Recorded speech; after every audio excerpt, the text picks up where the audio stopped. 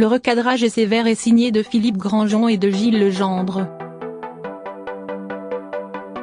Après la phrase d'Agnès Thill parlant d'un puissant lobby LGBT à l'Assemblée nationale, le délégué général par intérim de La République En Marche et le président du groupe Le REM ne se sont pas contentés d'un tweet ou d'un appel à la modération dans le huis clos d'une réunion de groupe.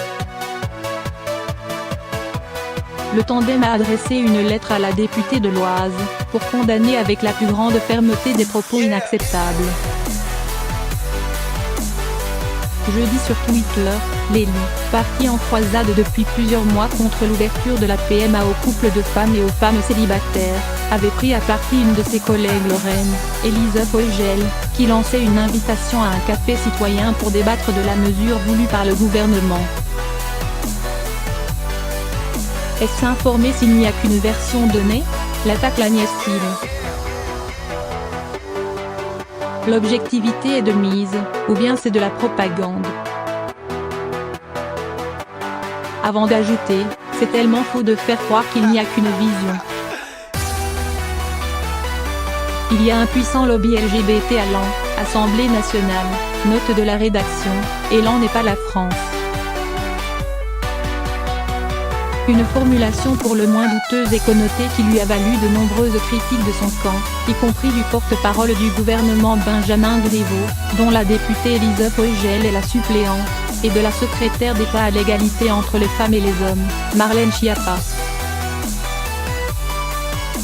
Grandjean et Legendre, eux, non seulement considèrent que les mots d'Agnès Thill constituent une mise en cause insidieuse des parlementaires et de la représentativité de l'Assemblée, mais ils rappellent surtout qu'ils relèvent sémantiquement d'une sémantique homophobe qui nous abîme tous, l'expression étant régulièrement employée par les sites d'extrême droite. Et si Thill a finalement dit regretter ces propos qui ont pu heurter, les deux dirigeants du mouvement macroniste auraient préféré des excuses en bonne et due forme.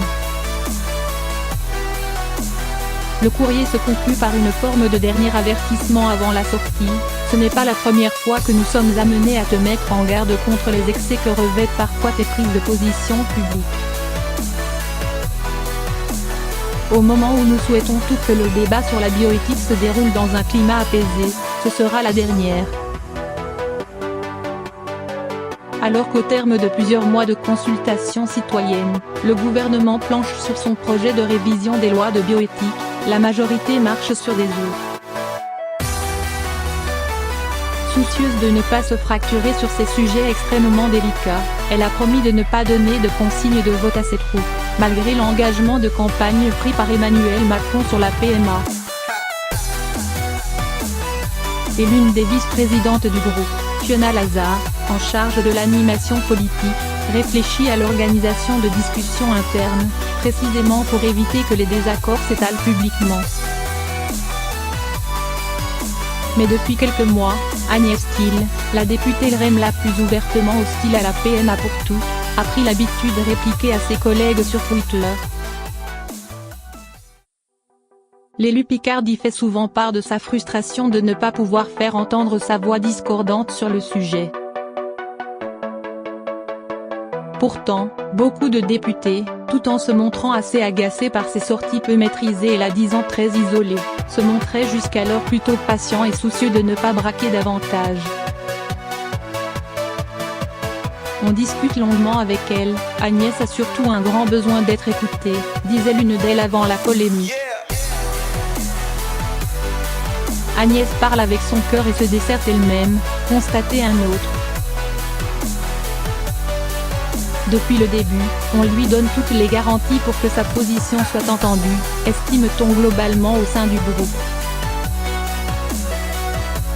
Sa déclaration de jeudi passe donc d'autant moins. Raphaël Gérard, qualifiant sur Twitter d'abjecte l'expression d'Agnès Thill, renvoie à celle-ci l'accusation: je voudrais rappeler le droit de toute personne LGBT à être représentée au même titre que des minorités religieuses radicales.